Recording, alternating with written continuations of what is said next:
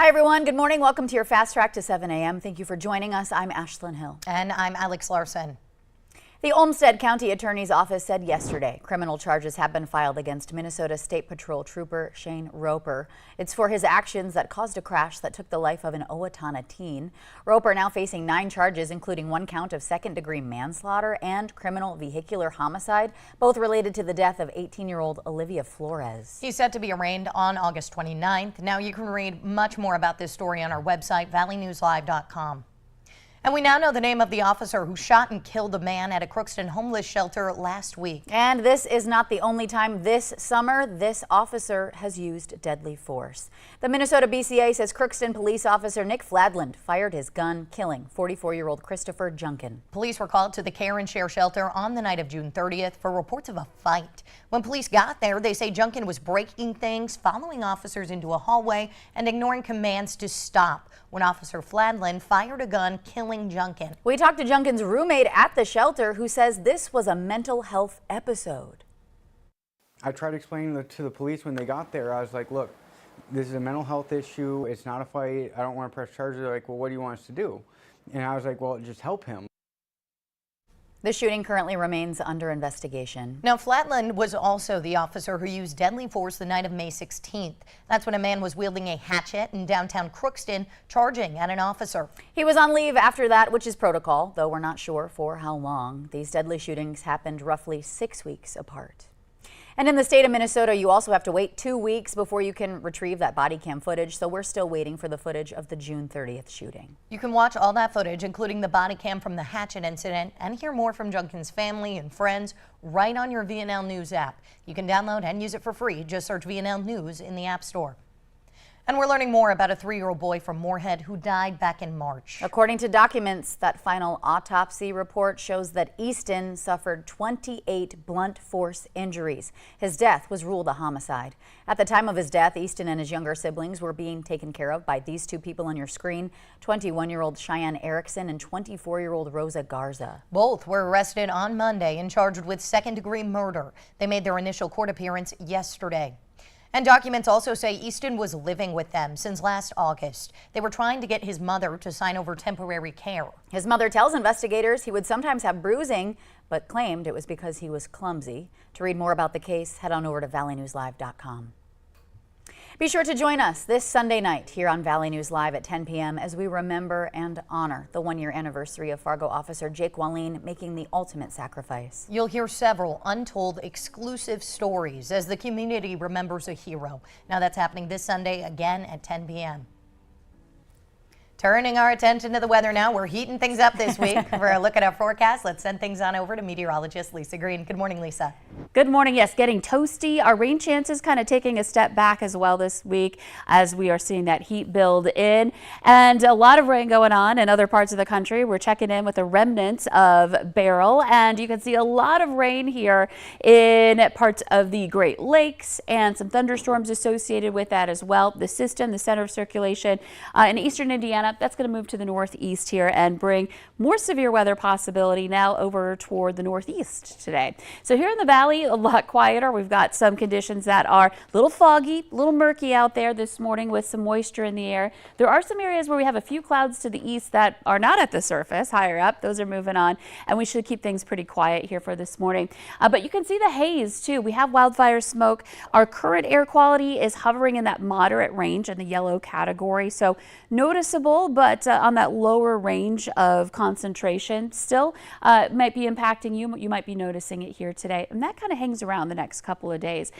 Temperatures are in the 50s and 60s. It's 62 in Fargo, a warmer 66 in Fergus Falls. You can see a lot of places enjoying some sunshine. Devil's Lake, one of the spots that's been quite foggy this morning. We're at 61 degrees there. And checking in on our visibility reports, Devil's Lake is at a 1/4 mile right now. We were at 0, so a little better, and 0 right now in Candy. you, we have seen improvement in places like Carrington and Jamestown, where we're more around a mile or just a little bit above. So places out to the east looking a little better here this morning compared to out west. That fog will lift and we'll all get in on the sunshine and the building heat today. It might be a good day to hit the pool yet again with temperatures in the upper 80s, not too much wind. And another thing of note, we're not showing you that chance for thunder showers this afternoon, finally getting a break from the daily rain.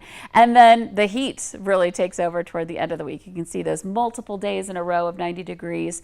We do see rain chances return Friday night. We might have some more overnight chances after we cool down a little bit. Sometimes it just gets too hot even for thunderstorms to form. And we're going to see that a lot during the days to come. Wow, a lot going on. Yeah, that flamingo floaty you had in that graphic is calling my name. Yeah, same. Doesn't that sound nice right about now? Hopefully, yeah. Hopefully the pool will keep you cool, or you have other ways to stay cool in the coming days. Yeah. All right, thank you, Lisa. Well, as much as we don't want to think about summer being over, it feels like it just started. School back in session in just a few weeks. And to prepare, United Way is hosting its 26th annual school supply drive to help local K-12 students get what they need to succeed. And that's where we find the Valley Today's Tata Miller this morning, live at United Way, finding out how you can give back to the community's youth. Good morning, Tata. Good morning, ladies. That's right. We're here live at United Way this morning, and this is their 26th annual school supply drive. I'm here with Tiff McShane with United Way. Good morning. Good morning. And I'm also here with Eric Christensen, who is the COO of Enclave. And you guys have been partnering with United Way for the school supply drive. Why did you guys decide to do it? Well, first of all, we partner with the United Way all year long because they're a great organization that gives back to the less fortunate in our community. We love the school supply drive specifically. The campaign is one of our favorites because we get to help children in need that need, that inspiration, the supplies they need for the school year. So it's one of our favorite campaigns to support. And what's really special is you actually got the chance to be there in person last year when kids were coming to pick this up. How was that? Oh, it was wonderful. I actually had my family early in the week pack the backpacks early in the week, and then later in the week I was there when we were giving the backpacks to the family. So it was a wonderful inspiration moment to see the impact that this campaign has right to the end user. Yeah, and you got your family involved too. That's fantastic. Absolutely. And Tiff, you have been a part of United Way for a while, and you've been part of the school supply drive. What is the goal this year in terms of fundraising? Our goal this year is to ensure that 6,000 kids in our community have access to these wonderful supplies so that they feel prepared this fall when they head back to school. Yeah, and we're saying kids over and over, but really it's a pretty wide age group. How old are the kids coming to pick up these supplies? Our school supply drive is intended to serve students in our community from kindergarten through 12th grade, and we're really intentional with looking at each backpack, each age range, and making sure the tools inside match the needs of that student. Yeah, so you actually get high schoolers showing up here too, right? We sure do. We have 6,000 kids that are part of the drive, and about half of them are middle school and higher. And so the need for this project is not just our younger age students, it's for students in all ages.